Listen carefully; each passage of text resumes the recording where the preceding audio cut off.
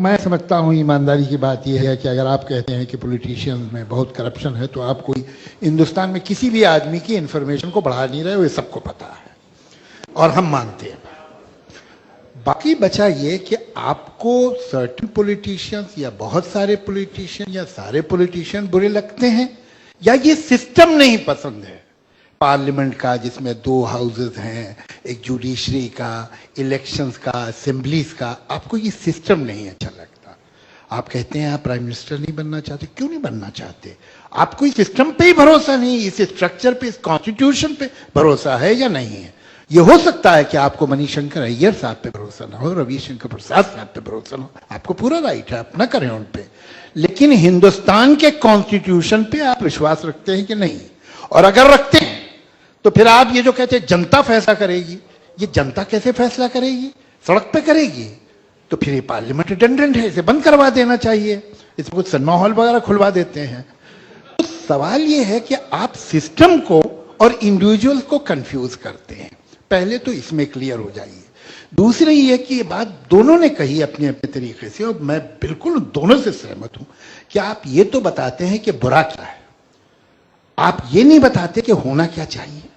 ये सब ठीक है, पंचायत हो और वो डिसेंट्रलाइजेशन ऑफ पावर हो, लेकिन आप दुनिया से क्या रिश्ता पंचायतों के थ्रू करेंगे? You need a central government, you need a state government, जरूरत है। इस सिलसिले में एक ख्वाब है कम्युनिस्टों का, एक ख्वाब है संघ परिवार का, एक ख्वाब है कांग्रेस का।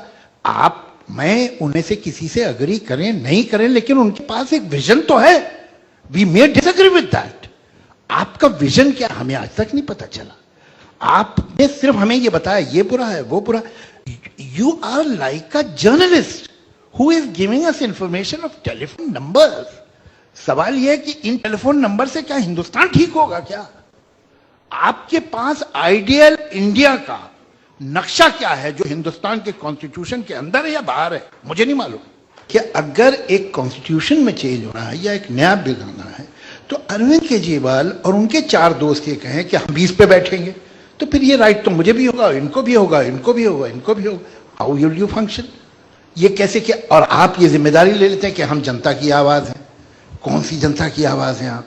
कैसे तय हुआ है ये कैसे तय होता है? ये अगर कहें तो मुझे मानना पड़ेगा, भले मेरा दिल खुश हो कि ना हो, ये अगर कहें तो मुझे मानना पड़ेगा, इसलिए कि यहाँ आए हैं, जनता ने इनको वोट दिया, गलत दिया, सही दिया, वो अलग डिस्कशन। सवाल ये है कि आप जिस तरह से, मुझे हैरत है कि सरकार ने इजाजत क्यों दी आपको बैठने की। स्टैंडिंग कमेटी है जिसमें सारी पार्टीज होती हैं और वो जिस तरह बहस करती हैं वो मैं जानता हूं बीइंग अ मेंबर। ऐसा थोड़ी कि वहां खरी बातें नहीं करते लोग, वहां पार्टी लाइन कोई नहीं करता है। एक सिस्टम है, आप वो बेसिक सिस्टम पे आहार कर रहे हो, बहुत खतरनाक बात है। एक बात मैं आपको बताऊं, मैं आपको एक मशवरा दूंगा, हिंदुस्तान में बड़ा करप्शन है, बड़ी गड़बड़। एक तो मुझे जुमला कंप्लीट, मेरी आपसे एक रिक्वेस्ट है, आप 1 हफ्ते के लिए पाकिस्तान चले जाइए, वापस आएंगे तो इस धरती को चूमेंगे। हम सबका मान सबकी आवाज से संदीप चौहान की रिपोर्ट।